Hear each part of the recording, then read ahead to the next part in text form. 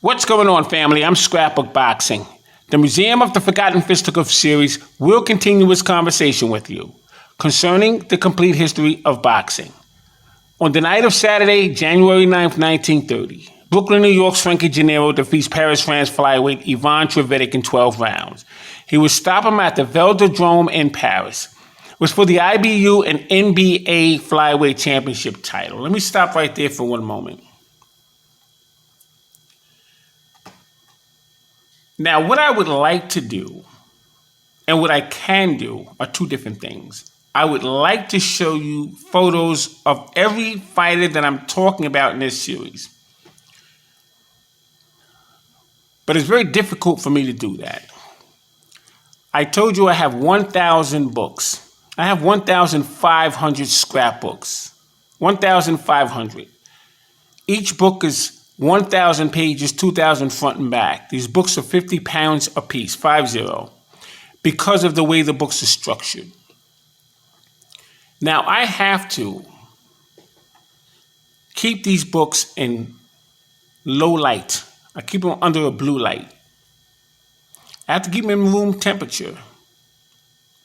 I have to keep them in plastic. I have 1,000 of individual fighters. So you always hear me say 1,000 books. It's really 1,500 books, but I have 1,000 of the individual fighters, which means Harry Greb, I have 1,000, 2,000 front and back of type 1 photos of Harry Greb. I have articles from all over the world of Harry Greb. Nothing you'll find on the internet. I have Harry Greb on front page, back page, double spread pages of Harry Greb's fights, of him posing, full page poses. These were things that are heirlooms today. I have him when he fought. He started in 1913. His last fight was in 1926. And I basically have every fight he ever fought in this scrapbook collection. So I have to be very mindful of how I handle these books. These articles are over 100 years old, and they're in mint condition for the most part. Behind these books are memories of my dad, memories of Teddy, who was an old Jewish friend of mine. Teddy used to fight in the 1920s. He was 80 years old when I met him. And he used to collect magazines and articles since he was about my age when I started. I started at 7. He started around 10 years old, back in the 1930s.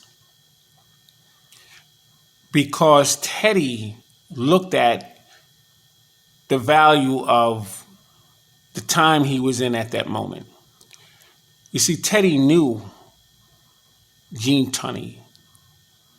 He knew Tiger Flowers. He knew all the fighters in the Jewish community. Teddy lived on the Lower East Side of Manhattan on Cherry Street with Ruby Goldstein. You had Benny Leonard, Benny Volger, Sid Terrace. Many, many great Jewish fighters in that community. He knew them because they were all in school together. They used to go to the movies together. They would see each other in barbershops. Those fighters were the neighborhood heroes. So I got a lot of stuff from Teddy that is mind-blowing. Remember, my dad and I took 2 books over to Ira Becker, who was in Gleason's gym at the time, R.I.P. to him. And when he saw them, he started just about foaming from the mouth. He couldn't believe what he was looking at because it reminded him when he was a little boy. Ira Becker had to be in his late 70s at that time. And a lot of these pictures that I have are green, or some of them might be in reddish color. the papers they had at that time. And I just can't put them on the internet like that. Now, I said I might start a private channel, but I don't know, even with that, I got to see. You know, they have to be the members that always show up in my chat. I would appreciate it.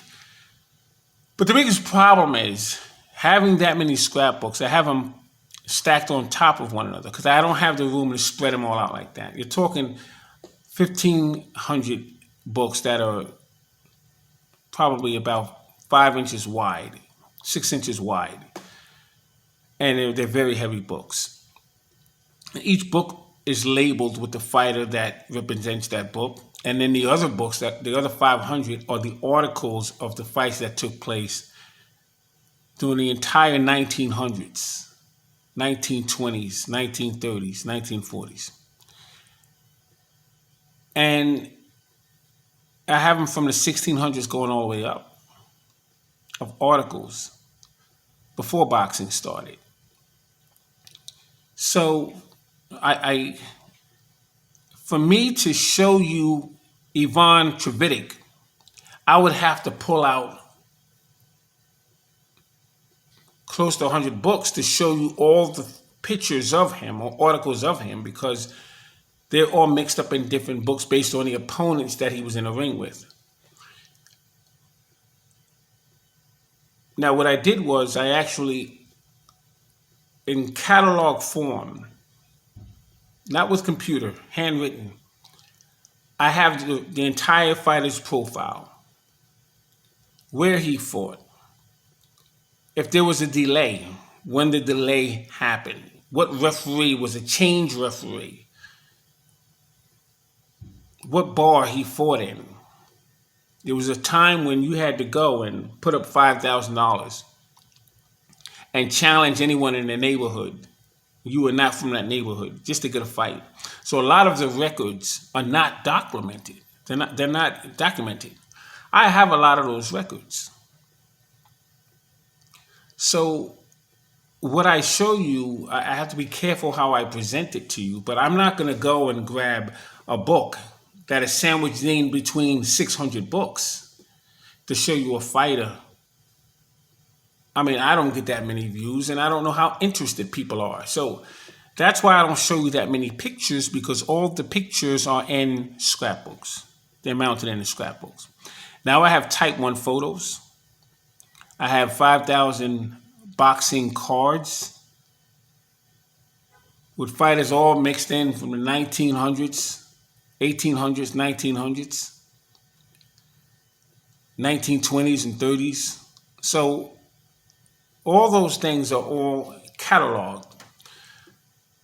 So when I speak to you about a fight in this series, I may from time to time pull out a book to show you a picture of them, but it's a lot of work because I don't pull anything from the internet. Everything is mounted in my scrapbook. You're seeing authentic material.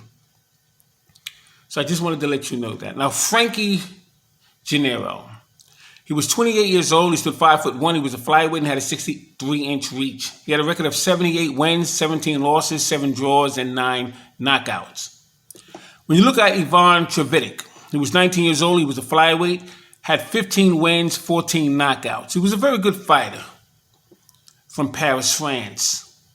I have several pictures of him. I just can't put my hands on him at the moment. February 10th, 1930, Buffalo, New York's light heavyweight, Jimmy Slattery. I want to tell you about him. He defeated Buffalo native rival Lou Scalzo. Now, when he faced him, it was for a 15-round contest at the Broadway Auditorium in Buffalo, New York. The referee was Jim Crotty, and the judge was Joe Anlino.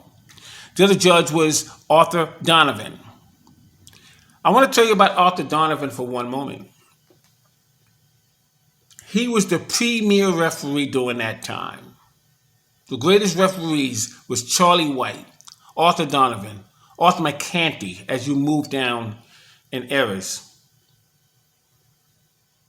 And these men refereed the most significant fight of their era.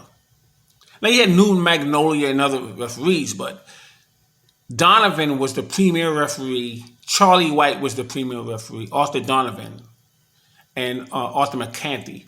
They were all the premier referees for their era. Donovan was called to the State Athletic Commission. He had to come down and testify. Well, not testify, but he had to give an oath. In order for him to get that assignment, he could not stop the fight unless the man was completely out. He had to count the man out for 11, 12, 13 seconds before he waved off the fight. This was Joe Louis and Max Schmeling. June 22nd, 1938, New York's Yankee Stadium. Why did he have to do that? Because Franklin Delano Roosevelt, who was the president at that time of America, of the United States, made that phone call to the State Athletic Commission. The New York SAC title was on the line.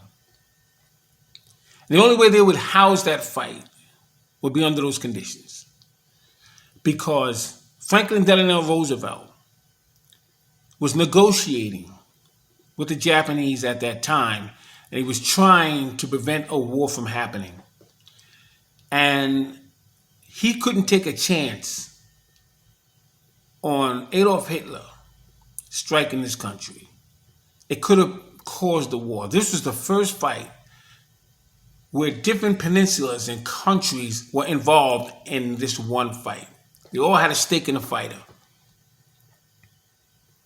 And that's the reason why Joe Louis had to pay 10% to Jimmy Braddock to get that fight, because they couldn't take a chance on Braddock. He was very stubborn in negotiations, Joe Gould.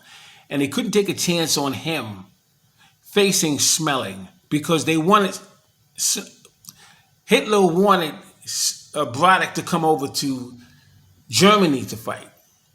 And that was not going to happen. So Joe Gould wanted Hitler to release every Jewish person in concentration camps to be released. And they said they're not going to do that. So then Braddock was going to hold out. Louis wanted a shot at the title. He didn't care anything about money. He wanted a shot at the title. They knew they needed to have the title in this country.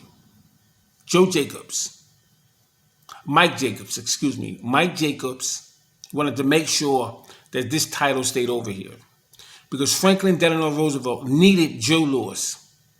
He needed a pawn to control the monopoly board. A lot of people don't know the details of that fight. Joe Louis was that important to this country for that particular reason. And they treated him like royalty.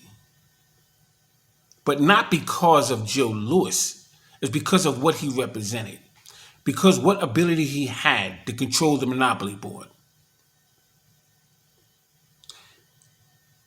Delano Roosevelt told the State Athletic Commission, I don't give a damn who goes down. You make it fair, and you count to 11 or 12 if you have to before you stop this damn fight. Donovan, when Schmeling went down, minute and 30 plus seconds, Max Millard, who was the cornerman of Max Schmeling, threw in the towel. Arthur Donovan took the towel and threw it out. And it just so happened that it got clung on a second strand of the ropes. Because had he stopped the fight too early, there's a possibility we could have had a war then. If Louis went down and Donovan counted him out too early, he would have disappointed the Jewish community. He would have disappointed the African American community. And if you think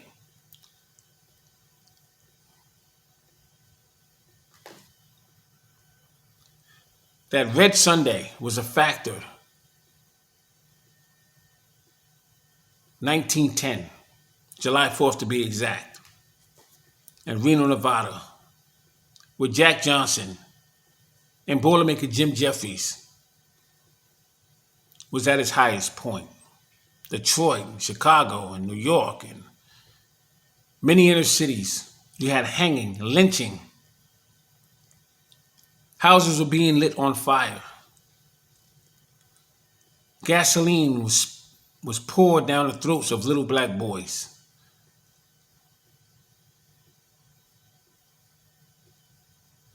The things that happened during that time. So they didn't want that to happen again. So Arthur Donovan had his back against the wall. So he threw the towel back out the ring. It wasn't until Max Millard had stepped on that canvas. That was a rule implemented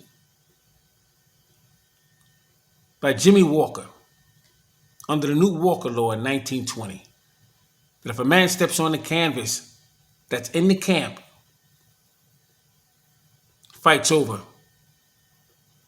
Because the disqualification would go against the fighter who that camp represented. And that's what you had. So Arthur Donovan played one of the biggest roles in boxing history as a referee. Now, Jimmy Slattery was 25 years old. He stood 5'11.5". He was part of the New York SAC organization. He was a light heavyweight champion, had a 74-inch reach, had a record of 106 wins, 8 losses, no draws, and 46 knockouts. Scalzo was 24 years old. He stood 5'9". He was a light heavyweight, had a 69-inch reach, had a record of 51 wins, 13 losses, 7 draws, and 21 knockouts. Now, who was Lou Scalzo? His name was Louis Scalzo. He was born April 15, 1905 in Buffalo, New York. He died November 11, 1967 in Buffalo, New York. He fought from 1925 to 1934. He had a record of 114 total bouts, 78 wins, 27 losses, 27 knockouts, and 9 draws. He fought between February 2nd, 1925 and October 12, 1925. 14 wins, 1 draw. Can you believe that? 14 wins between February 2nd, 1925 and October 12, 1925. 14 wins, 1 draw. He faced Frank Moody from Wales, United Kingdom. He had 204 total bouts, 127 wins, 55 losses, and 66 knockouts. Allentown Joe Gans would defeat. Kid Norford, who he would lose to. Harry Greb, who he lost to. Jack Delaney, who he lost to. Jeff Smith, the Bayonne Globetrotter. He was an unbelievable fighter. He had over 300 matches, some of them unrecorded. He was one of the only fighters who fought around the globe. He was a magnificent, magnificent middleweight. Very underrated. He was in the ring with Harry Greb several times. And he used to live in New York, Brooklyn, Queens, and then Manhattan, Harlem. He used to spar several rounds with Johnny Wilson, who was the world middleweight champion. He would take his title away from Al McCoy, and he would lose his title. From Michael Dowd, and he would lose his title to Harry Greb in 1923. So he took the title from Michael Dowd in 1920, lost it in 23 to Harry Greb. And he was a magnificent fighter, Jeff Smith, the Bayonne Globetrotter. Now, Scalzo would also fight Tiger Flowers, who he would lose to. He fought Mike Mateague and George Nichols and Maxie Rosenblum. Very good fighter was Lou Scalzo. So I just wanted to give you that gem. I'm going to start another video, and we'll pick up where we left off. I'm Scrapbook Boxing, Museum of the Forgotten Fisticuff Series. All great fights and all great fighters will never be forgotten on my channel. Thanks for listening. Look out for the next video. It will be the complete history of boxing, volume 32, because this is 31. All right, thanks for listening. Be well. Peace.